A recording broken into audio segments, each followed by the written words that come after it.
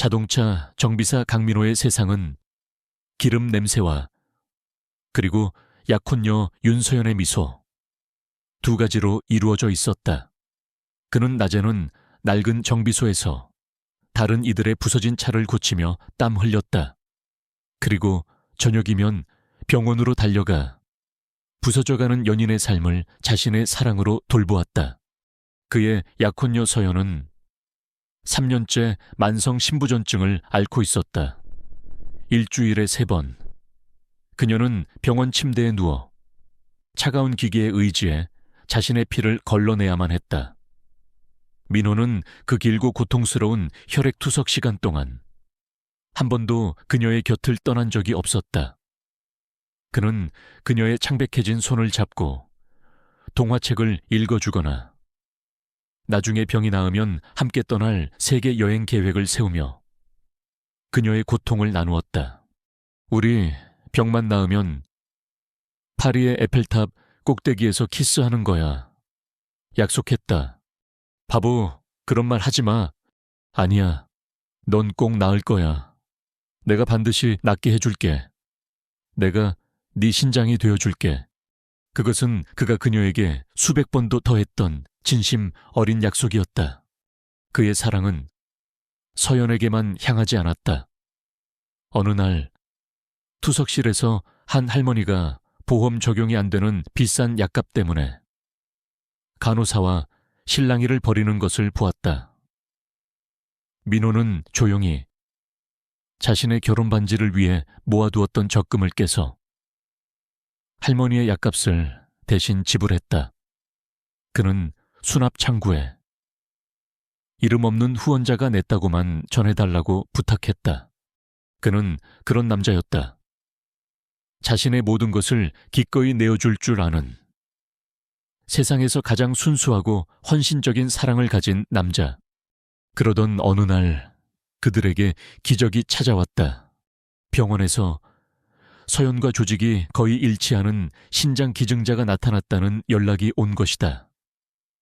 두 사람은 서로를 부둥켜 안고 기쁨의 눈물을 흘렸다.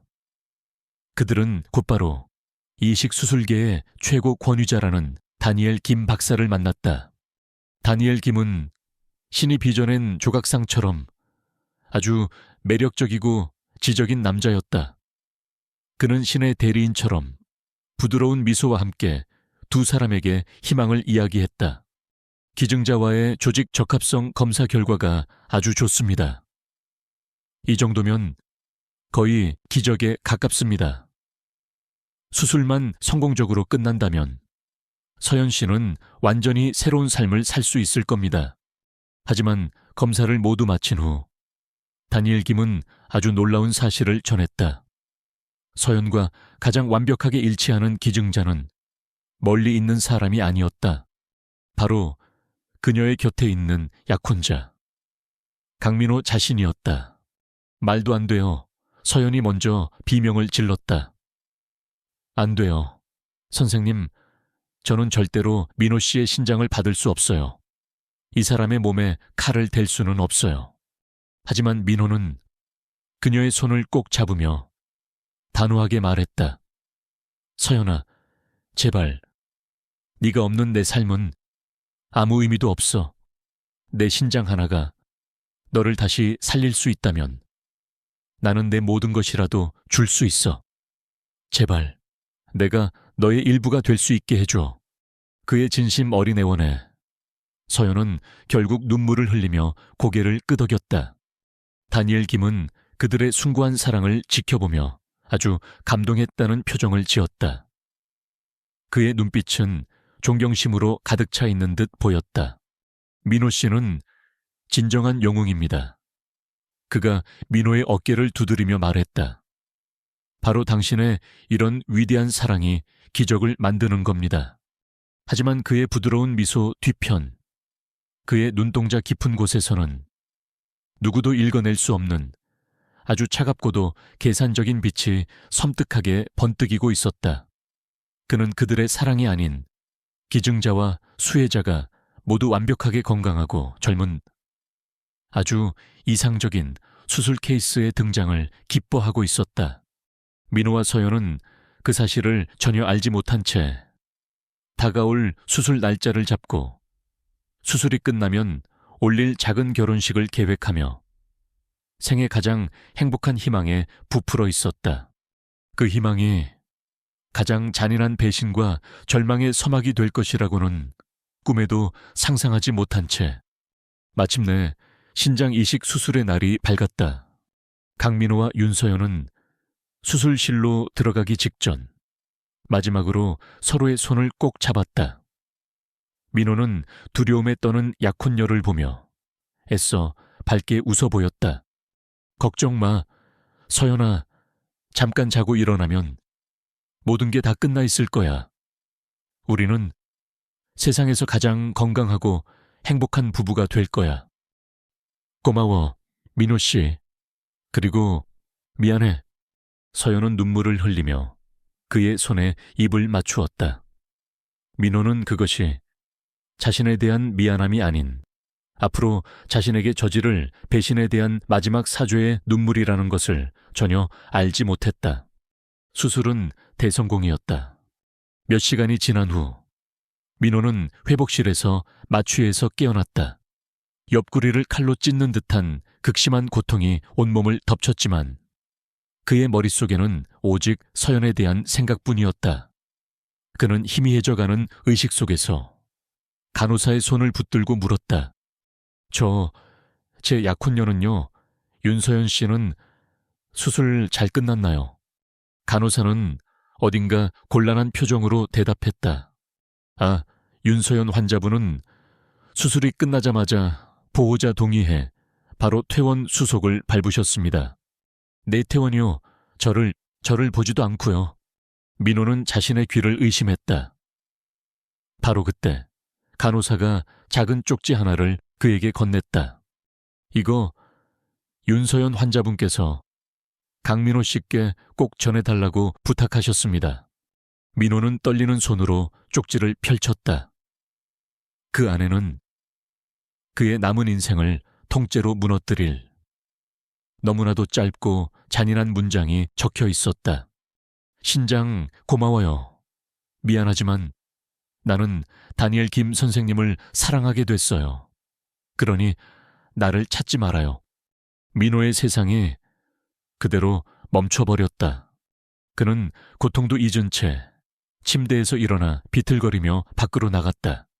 그는 다니엘 김 박사를 찾아야만 했다. 이 모든 것이 무슨 장난인지 직접 물어봐야만 했다. 하지만 병원의 모든 사람들은 똑같은 말만 반복했다. 다니엘 김 선생님은 오늘 아침 개인적인 사유로 갑자기 사직서를 제출하시고 병원을 떠나셨습니다. 저희도 연락이 닿지 않습니다. 두 사람이 함께 약속이라도 한 듯이 흔적도 없이 사라진 것이다. 민호는 곧장 경찰서로 달려갔다. 그는 횡설수설하며 자신의 약혼녀와 의사가 함께 사라졌다고, 무언가 큰일이 벌어진 것이 틀림없다고 외쳤다. 하지만 경찰의 반응은 냉담했다. 선생님, 진정하십시오. 약혼녀분께서 직접 남기신 쪽지가 있지 않습니까? 성인 남녀가 서로 사랑해서 떠난 것을 저희가 어떻게 할 방법은 없습니다. 이건 범죄가 아닙니다. 그 누구도 그의 말을 믿어주지 않았다. 그는 세상에 홀로, 철저히 혼자 남겨졌다. 며칠 뒤 그의 집으로 병원에서 보낸 엄청난 액수의 수술비 청구서가 날아왔다. 그가 서연을 위해 자신의 전 재산을 담보로 대출받아 서명했던 바로 그 수술비였다. 그는 모든 것을 잃었다. 자신의 몸의 일부였던 신장 하나, 자신의 삶의 전부였던 사랑하는 약혼녀, 그리고 그녀를 살리기 위해 짊어졌던 산더미 같은 빚, 그의 순수했던 사랑은 가장 끔찍한 배신이 되어 그의 심장에 지워지지 않는 흉터를 남겼다. 그의 작은 정비소 안, 약혼녀의 사진을 보며 행복하게 웃던 남자는 이제 세상에 없었다. 그 자리에는 오직 지독한 고통과 배신감에 잠식된 텅 빈 껍데기만이 남아있을 뿐이었다. 그날 이후 강민호의 세상에서는 1년이라는 시간이 흘렀다. 아니, 시간은 흐르지 않았다. 그의 시간은 약혼녀가 사라진 그 병실에서 영원히 멈춰버렸다. 그의 작은 정비소는 늘어나는 빚을 감당하지 못하고 결국 문을 닫았다. 그는 하루 벌어 하루 먹고 사는 고된 막노동판을 전전했다. 낮에는 육체의 고통으로 마음의 상처를 잊으려 애썼고, 밤이면 허름한 원룸 구석에 앉아 독한 소주에 배신감과 분노를 털어넣었다. 사랑을 믿었던 순수했던 청년은 그렇게 서서히 세상에 대한 증오만 남은 폐인이 되어가고 있었다. 또다시 비가 추적추적 내리는 1년째의 그날 밤이었다. 민호는 여느 때처럼 술에 취해 낡은 침대에 쓰러져 있었다. 그의 손에는 이제는 구겨지고 더러워진 서연과 함께 찍었던 사진 한 장이 들려 있었다. 그는 사진 속에서 환하게 웃고 있는 그녀를 보며 지독한 증오와 함께 지울 수 없는 그리움을 느꼈다. 바로 그때였다. 똑똑. 그의 낡은 방문을 누군가 두드렸다. 집주인인가 하고 그는 짜증스럽게 몸을 일으켰다. 그리고 비틀거리는 걸음으로 아무 생각 없이 현관문을 열었다. 문 밖에는 한 여자가 비에 흠뻑 젖은 채 유령처럼 서 있었다. 민호는 자신의 눈을 의심했다. 지난 1년간 그의 꿈과 악몽 속에 수천 번도 더 나타났던 바로 그 얼굴, 윤서연이었다. 하지만 그녀는 더 이상 그가 알던 모습이 아니었다. 한때 복숭아처럼 생기가 돌던 그녀의 얼굴은 병색이 완연한 잿빛으로 변해 있었고, 풍만했던 몸은 뼈만 앙상하게 남아 있었다. 그리고 가장 끔찍한 것은 그녀의 눈이었다. 그녀의 아름다웠던 눈에서는 투명한 눈물 대신 핏물이 섞인 붉은 눈물이 쉴 새 없이 흘러내리고 있었다. 그녀는 말 그대로 피눈물을 흘리고 있었다. 서연아. 민호가 믿을 수 없다는 듯 그녀의 이름을 부르는 순간 그녀의 몸이 그대로 그의 품으로 쓰러져 내렸다. 그녀는 거의 의식이 없는 상태로 가냘프게 떨리는 입술을 움직여 마지막 남은 힘을 다해 속삭였다. 민효 씨, 미안해. 그녀의 목소리는 찢어지는 듯한 고통으로 가득 차 있었다. 그 사람은 악마야. 전부 다 거짓말이었어. 그 말을 끝으로 그녀는 완전히 의식을 잃었다. 민호는 그 자리에 선 채 아무것도 할 수 없었다. 지난 1년간 그를 지옥 속에서 살게 했던 증오의 대상, 그의 인생을 망가뜨린 배신자, 그 여자가 지금은 죽음의 문턱에 선 비참한 피해자의 모습으로 그의 품에 안겨 있었다. 그의 머릿속이 거대한 혼돈에 휩싸였다. 사랑, 배신, 증오, 연민, 그 모든 감정들이 뒤엉켜 그의 심장을 터뜨릴 듯이 날뛰고 있었다. 그가 알던 세상의 모든 질서와 상식이 다시 한번 완전히 무너져 내리고 있었다. 그는 정신없이 여자를 안아들고 자신의 좁은 방, 낡은 침대 위에 눕혔다. 그녀의 피눈물이 그의 옷자락을 붉게 물들이고 있었다. 단순한 배신이 아니었다. 이 모든 것의 뒤에는 자신이 상상조차 할 수 없는 훨씬 더 거대하고 끔찍한 진실이 숨겨져 있었다. 민호는 이제 도망칠 수 없음을 직감했다. 그는 이 미스터리의 한복판으로 자신의 모든 것을 걸고 뛰어들어야만 했다. 강민호는 의식을 잃은 윤서연을 자신의 낡고 허름한 원룸으로 옮겼다. 하지만 그는 이곳이 더 이상 안전하지 않다는 것을 직감했다. 그는 서연을 부축해 도시 외곽에 누구의 눈에도 띄지 않을 가장 허름한 모텔 방으로 몸을 숨겼다. 몇 시간이 지나고 서연은 희미하게 정신을 차렸다. 그녀는 지독한 고통과 공포 속에서 지난 1년간 자신이 겪어야만 했던 지옥과도 같았던 진실을 털어놓기 시작했다. 그녀의 이야기는 민호가 알고 있던 모든 것을 파괴했다. 다니엘 김, 그 사람은 의사가 아니야. 그는 악마야. 서연의 목소리는 공포로 인해 거의 들리지 않을 정도로 작게 떨려 나왔다. 그녀의 이야기에 따르면 다니엘 김은 세계적인 갑부들을 상대로 불법 장기를 구해 이식 수술을 해주는 거대한 장기 밀매 조직의 브로커였다. 그는 언제나 서연처럼 병든 연인을 둔 민호와 같은 순수하고 헌신적인 기증자들을 목표로 삼았다. 당신의 신장은 나한테 온 게 아니야. 서연의 말에 민호의 심장이 멎는 듯 했다.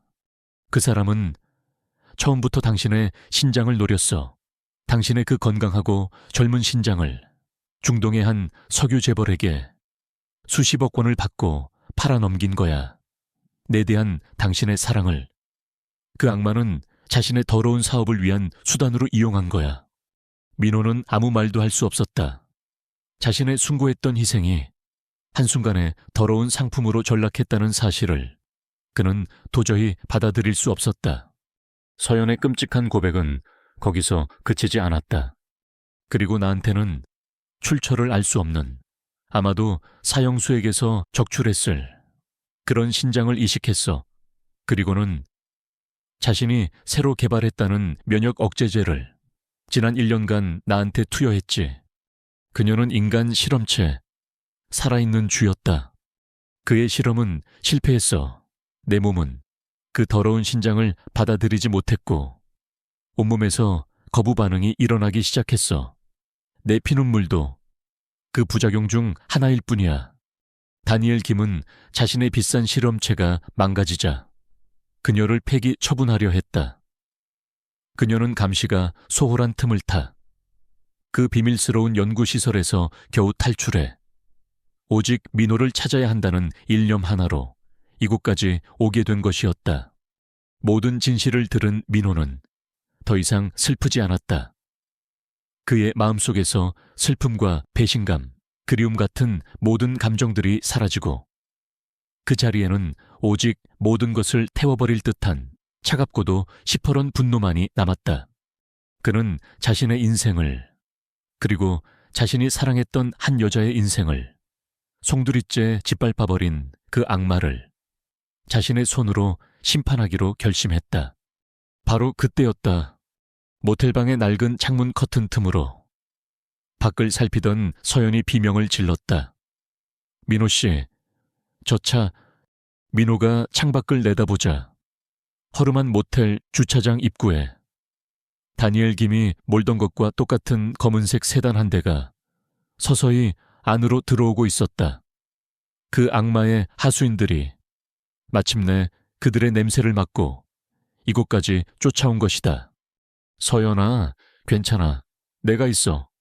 민호는 공포에 떠는 서연을 안아주었다. 그의 목소리는 놀라울 정도로 침착했다. 그의 눈은 더 이상 과거에 머물러 있지 않았다. 그의 눈은 이제 막 시작될 길고도 처절한 복수극의 마지막 장면을 그리고 있었다.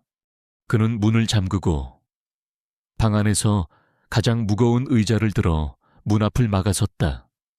창밖에서는 검은 양복의 사내들이 차에서 내려 그들이 묵고 있는 방을 향해 다가오고 있었다. 막다른 골목이었다. 하지만 민호는 더 이상 도망칠 생각이 없었다. 다음 날 아침 강민호의 눈에는 더 이상 절망과 슬픔이 없었다. 그 자리에는 자신의 모든 것을 앗아간 악마를 향한 차갑고도 이성적인 분노만이 남아 있었다. 그는 아직 의식이 혼미한 서연을 부축해 곧장 경찰서로 향했다. 그는 지난번처럼 어리숙하게 파출소를 찾지 않았다. 그는 서울지방경찰청의 민원실로 직행해 강력사건 베테랑 형사와의 면담을 요청했다. 잠시 후 달아빠진 가죽 점퍼에 세상 모든 일에 지쳤다는 듯한 표정을 한 20년 경력의 베테랑 초회 형사가 그의 앞에 나타났다. 무슨 일입니까? 웬만하면 관할소로 가시지. 최 형사는 귀찮다는 듯이 말했다. 민호는 아무 말 없이 자신의 뒤에 숨어 떨고 있는 서연을 보여주었다. 그리고 그녀의 눈에서 흐르는 붉은 피눈물을 최 형사의 표정이 그 순간 완전히 변했다.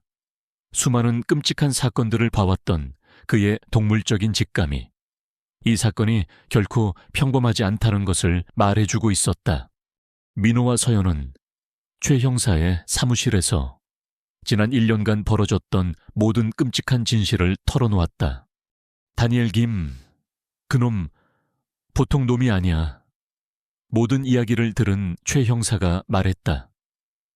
그놈은 몇 년 전부터 해외의 부호들을 상대로 한 불법 장기 밀매 혐의로 우리 수사선상에 올라와 있던 놈입니다. 하지만 증거가 없어서 번번이 놓쳤지요. 서연 씨가 그놈을 잡을 유일한 증인이자 살아있는 증거입니다. 마침내 그들을 믿어주는 조력자가 나타난 것이다. 그들은 함께 악마를 잡기 위한 마지막 함정을 파기 시작했다. 민호는 대포폰을 이용해 다니엘 김에게 문자를 보냈다. 문자 내용은 최 형사와 그가 함께 작성한 것이었다. 나 서연이에요. 몸이 너무 아파서 죽을 것 같아요. 돈을 주면 당신에 대한 모든 일을 입 다물어 줄게요. 그러니 제발 마지막으로 만나주세요. 몇 시간 뒤 답장이 왔다. 좋다. 오늘 밤 10시 인천항의 7번 폐창고로 혼자 나와라. 마지막으로 네, 치료비를 주도록 하지. 그것은 치료비를 주겠다는 말이 아니었다. 자신의 유일한 약점을 완전히 제거하겠다는 살인 예고였다. 그날 밤 인천항의 1번 폐창고. 경찰 특공대원들이 창고 주변의 어둠 속에 몸을 숨겼다. 민호는 최 형사가 건네준 초소형 녹음기가 달린 펜을 가슴 주머니에 꽂은 채 창고 안에서 다니엘 김을 기다렸다. 그의 심장은 미친 듯이 뛰었지만 그의 눈빛은 차갑게 빛나고 있었다. 약속된 10시 창고에 거대한 철문이 열리며 다니엘 김이 특유의 오만한 미소를 지으며 안으로 들어왔다. 어라 윤서연은 어디 가고 당신이 여기 와 있나 순진한 정비사 양반. 그가 민호를 보고 비웃었다. 민호는 그를 노려보며 일부러 그를 도발했다. 내 놈의 실험체가 도망쳤다. 이제 어쩔 건가? 의사 양반, 실험체라니. 말이 심하군. 다니엘 김이 뻔뻔하게 대답했다.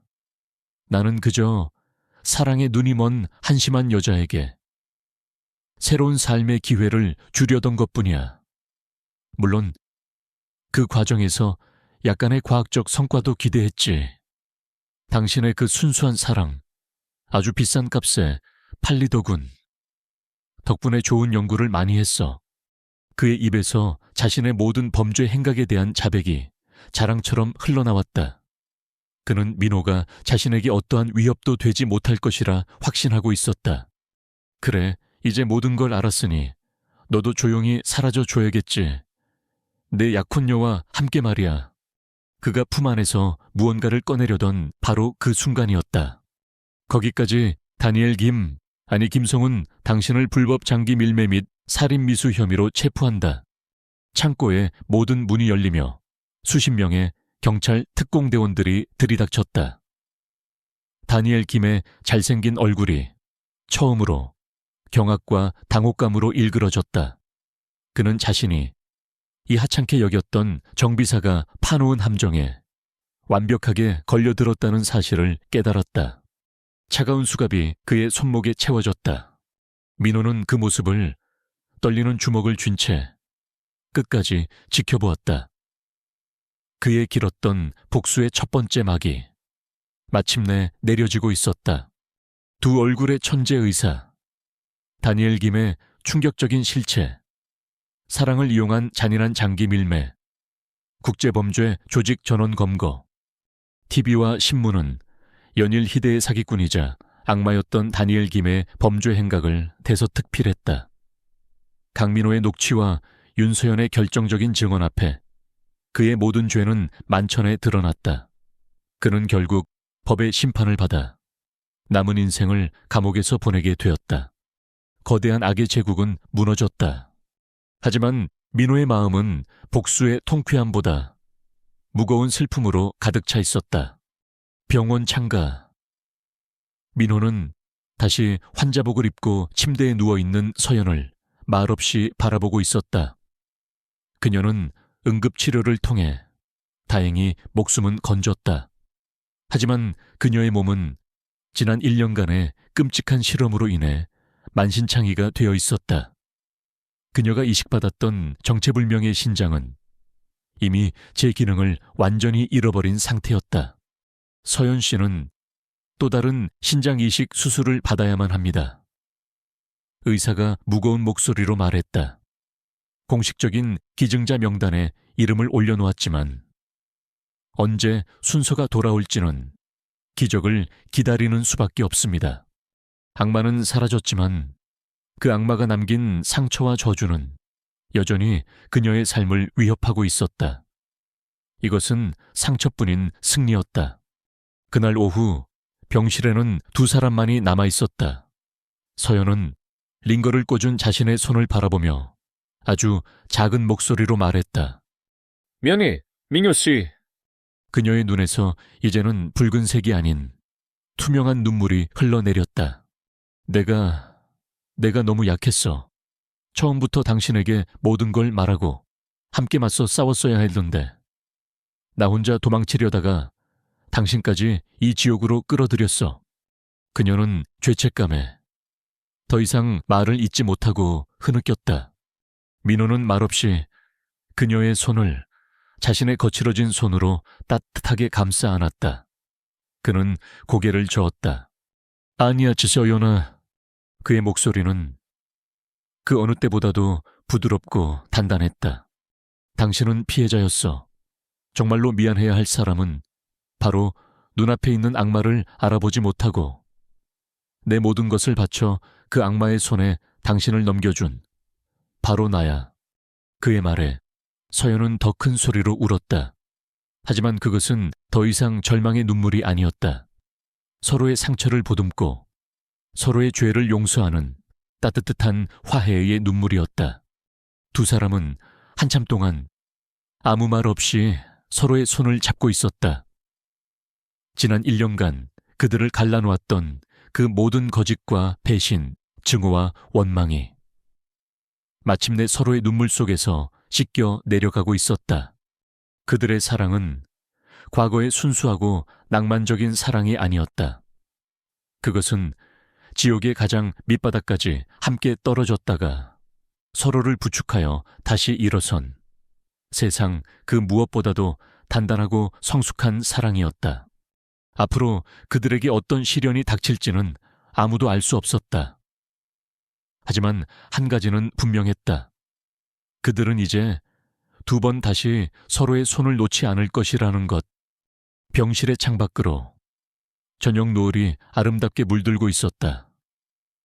그것은 길고 길었던 그들의 비극적인 밤이 끝나고 새로운 평화의 아침이 밝아오고 있음을 알리는 신호 같았다. 2년 후 기적은 가장 절망적인 순간에 찾아왔다. 뇌사자의 장기 기증으로 윤서연은 기적적으로 두 번째 신장 이식 수술을 받을 수 있게 되었다. 수술은 성공적이었고 그녀는 아주 느리지만 꾸준히 건강을 회복해 나가기 시작했다. 강민호는 다시 자신의 작은 자동차 정비소 문을 열었다. 그는 낮에는 열심히 일했고 저녁이면 아내 서연을 정성껏 돌보았다. 그들의 삶에는 더 이상 과거와 같은 낭만적인 설렘이나 뜨거운 열정은 없었다. 그 자리에는 지옥의 강을 함께 건너온 두 사람이 서로의 상처를 보듬어주는 깊고도 단단한 동지애와 그보다 더 숭고한 사랑이 자리 잡고 있었다. 민호는 새로운 삶의 목표를 찾았다. 그는 자신들의 비극적인 이야기를 다른 사람들을 위한 희망으로 바꾸기로 결심했다. 그는 장기기증 인식개선 운동본부의 홍보대사가 되어 전국의 병원과 단체를 찾아다니며 자신의 경험을 나누고 불법 장기 밀매의 위험성과 합법적인 장기 기증의 중요성을 알리는 일에 앞장섰다. 한때는 자신의 작은 세상 속에서 한 여자만을 맹목적으로 사랑했던 그는 이제 더 큰 세상 속에서 다른 이들의 생명을 구하는 더 넓은 사랑을 실천하고 있었다. 어느 해 진력, 민호와 서연은 동네의 작은 공원 벤치에 나란히 앉아 붉게 물드는 저녁 노을을 바라보고 있었다. 서연의 몸은 여전히 허약했지만 그녀의 얼굴에는 지난 몇 년간 찾아볼 수 없었던 평온한 미소가 걸려 있었다. 그녀는 말없이 남편의 어깨에 자신의 머리를 기댔다. 민호는 아내의 손을 자신의 기름때 묻은 투박하지만 따뜻한 손으로 가만히 감싸 쥐었다. 두 사람 사이에는 아무런 대화도 없었다. 그들은 더 이상 많은 말을 필요로 하지 않았다. 그들은 그저 함께 서로의 온기를 느끼며 자유롭고 평화로운 공기를 아주 천천히 함께 호흡하고 있을 뿐이었다. 그들의 이야기는 동화처럼 영원히 행복하게 살았습니다로 끝나지 않을지도 모른다. 그들의 몸과 마음에는 평생 지워지지 않을 깊은 흉터가 남았다.